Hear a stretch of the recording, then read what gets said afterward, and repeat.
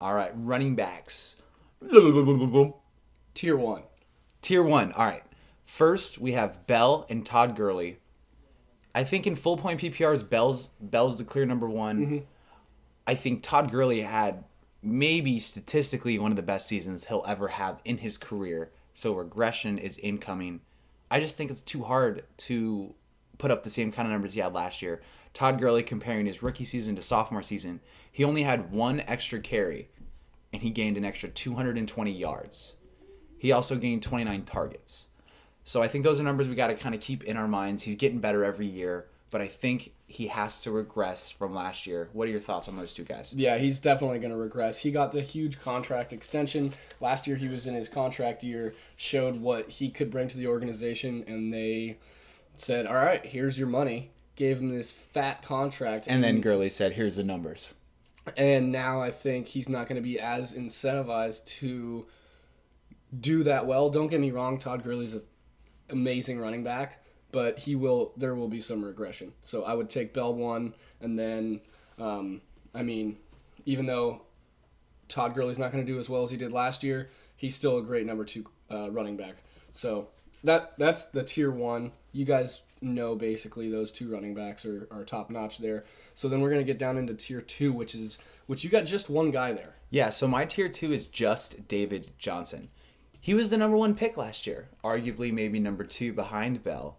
But if you remember last year, Bell didn't do training camp, so David Johnson was going off number 1. And in week 1, he broke his wrist. It was a fluky wrist injury that he missed the entire season for. Fully rested, can catch, can run. I think he's in a tier by himself, just under Bell and Gurley. But he's better than Zeke, Barkley, Gordon, Fournette, guys like that. So I'm going David Johnson by himself. Yeah, I think he's highly undervalued right now. People just forget what he did 2 years ago. The guy's an animal. He gets so many receptions, gets a lot of carries, and he's on a team that's going to depend on him too. Exactly. And like you said, it was a wrist injury. It's not like he tore his ACL or anything like that. Like he was 100% besides his wrist. Wrist, as you all know, to carry the football, it's not like you're running on your wrist. So I think he's highly undervalued. Definitely a really good RB3 for sure. All right, if we got to break out the rest of tier 2 for you, Jack, name off some names. Let me see who you got. So for the rest of tier 2, I would say probably put Zeke in there. I would put Saquon Barkley for sure.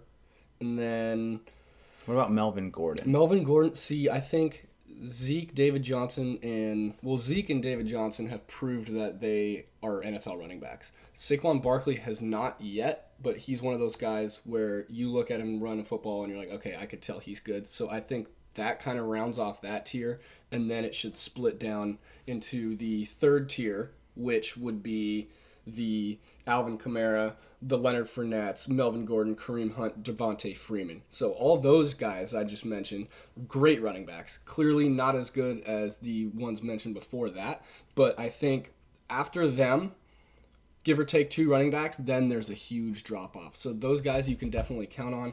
Alvin Kamara, he's going to be getting all the touches in New Orleans with Mark Ingram out for 4 games. Yeah, he's going to get all the touches for the first 4 weeks. The only thing that scares me about him, though, is that he got knocked out of one of the games last year because of concussion. And I know, obviously concussions are a huge thing in the NFL, but that also just makes him more prone to concussions. Yeah, no, that's a big thing. He's a little guy, smaller guy.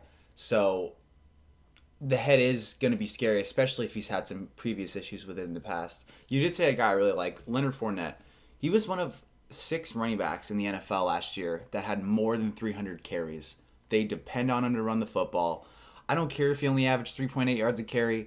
I consider that more of kind of like a rookie on a bad team, kind of figuring himself out.